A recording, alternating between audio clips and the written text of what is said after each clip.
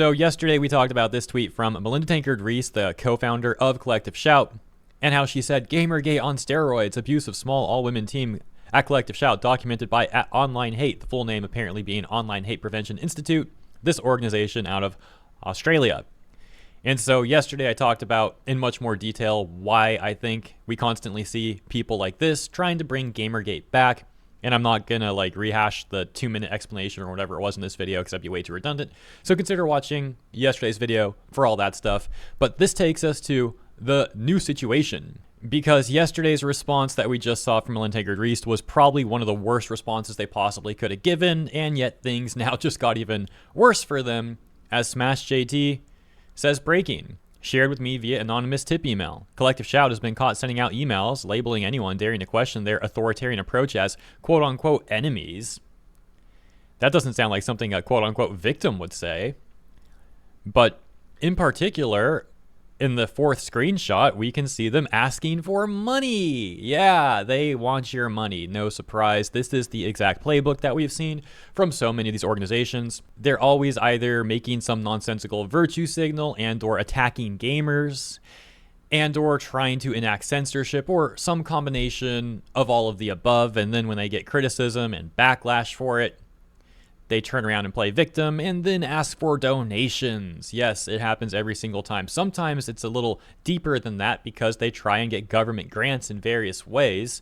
Notice I said various ways. I'm not going to break down all of it, but specifically how it pertains to the whole playing victim in the context of Collective Shout here, it's unlikely they would just run to the government and ask for a grant because they're getting criticism online. And that's where these organizations like Stop Online Hate or whatever they were called come in, because they take that part, they go to the government, they say, hey, we're doing this good thing, even though we know that's not true, but they say, hey, we're doing this good thing, and even organizations like Stop Online Hate support us.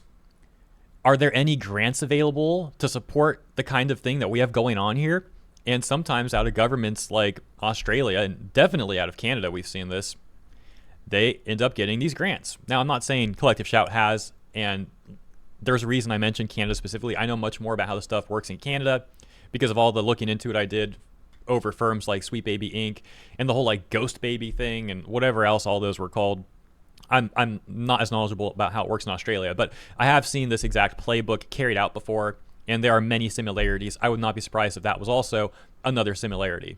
Another case in point, this reminded me of the organization Take This, which I've talked about extensively in the past. Hopefully you guys have seen those videos. That was like a year ago now, maybe close to 2 years ago when it first began. And Take This is an American-based nonprofit organization, and they claim to be standing up and caring about mental health in gaming. But from what I've seen, they don't really, at least in my opinion, do much of anything, if anything, to actually help gamers with their mental health. And actually, it seems like they do the opposite. They had a whole blog post here on their website titled Responding to Gamergate 2. Like I mentioned yesterday, these sort of people, organizations, journalists, etc., are so desperate to try and revive Gamergate for all the reasons I explained yesterday. But here was another example. And the point I'm getting at right now is Take This, as mentioned, claims to care about mental health in gaming and the mental health of gamers. And what do they do when gamers are criticizing Sweet Baby Inc.? They make an entire hit piece against gamers here, insulting gamers and defending Sweet Baby Inc. and the corruption that we saw going on there. And then they have the audacity to turn around and ask for money for this sort of nonsense. Look how crazy this is. It says, Take This among recipients of $700,000 anti-extremism grant from the DHS. So the way I see it is this organization doesn't really do anything to help gamers with mental health, and they actually do the opposite. And regardless, here they are getting government funding. By the way, look at the subtext. The recent grant issued by DHS allows researchers to develop resources to monitor extremist groups and then create workshops to prevent those groups from spreading. Oh, we care about mental health. We're going to essentially label all gamers as extremists and then act like we're so important and need the government to give us money for this. I mean, the whole thing is just a complete grift in my opinion. And it gets worse. They've raised a ton of money, and then they still have the audacity to come out with another blog post that they made last year, if I recall, where they were like, we're going to be shut down unless we can raise another $80,000. So they've already gotten hundreds of thousands of dollars from the government Then they're asking for almost another $100,000. This is on top of all of the other charitable donations and other grants I haven't discussed that they may have been getting over the years as well during their operations. Whole thing is extremely suspicious, and it ties back to what I said before about how these sort of organizations then get their buddies in journalism to write these fluff pieces for them, as we saw here from Game Developer, which is supposed to be an outlet focused on like game industry news specifically for game devs. But from what I've seen, what they really do is constantly defend like modern audience AAA slop. They're the sort of outlet that would get mad at people for criticizing Ubisoft, for example. And they'll routinely support the sort of people who go out and attack gamers and actively make the industry worse.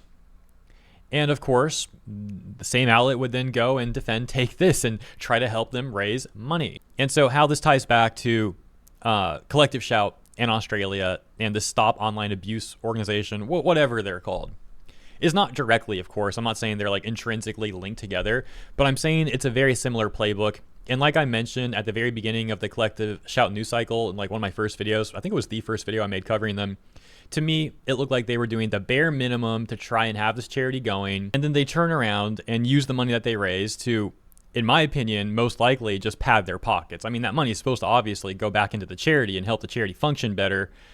But these sort of people are extremely shady, and I doubt they're operating charities in the manner that they're supposed to be operating. There are far too many corrupt charities out there. It is a sad fact.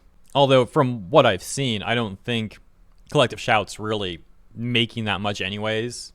The Take This thing that I mentioned is much more suspicious to me. I mean, hundreds of thousands of dollars from a government grant, and then shortly after that asking for almost another 100K from individual donations as well. Plus, that's just like the tip of the iceberg. I'm not recapping everything. I've made multiple videos about this stuff, and you know, right now I'm kind of just like off the cuff speaking about it, if you will. But anyways, I apologize if I'm rambling right now. I should have had more coffee for all this. I wasn't prepared to be talking about all this stuff this morning. Like, this has revived so much of the corruption I've seen from these sort of people, and I'm kind of just rambling about it all, and I apologize. I probably could have explained this all better, but hopefully you've been following along fine.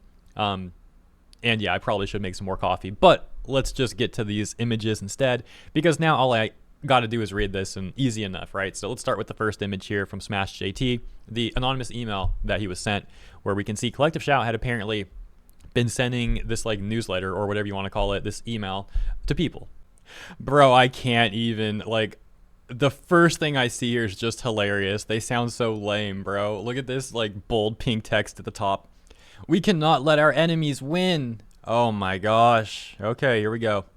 Dear Redacted, over the last 2 weeks, we have been subjected to the largest coordinated cyber attack in Collective Shout's 15-year history. A cyber attack?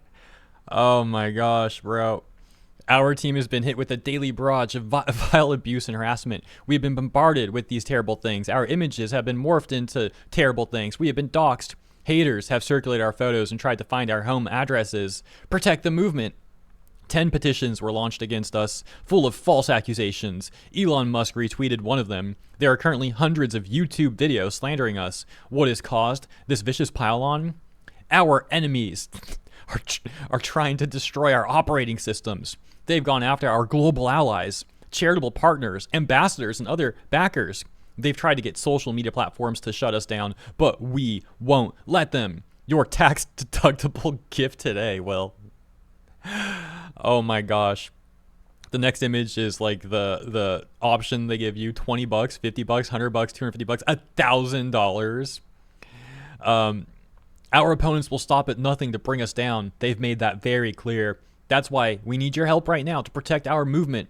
A movement on track for its biggest year of victories ever, including this one. Our enemies are trying to destroy our operating systems. They've gone after our global allies, charitable partners, ambassadors, and other backers. They've tried to get social media platforms to shut us down, but we won't let them. Your tax-deductible gift today will help us protect our cyber systems from malicious attacks. Help keep our online spaces free of women haters and trolls. Help us collate briefs of evidence for police, e-safety, and our lawyers. Help uphold our freedoms and rights to continue speaking out. Send a message that we will not be defeated. Yes, all help protect Collective Shout. With your support, we know we will overcome. Thank you. I don't even know what to say. All I can do is laugh. I mean, these people actually typed this up and published it and sent it out to people via email, apparently. I mean, like, holy smokes, man.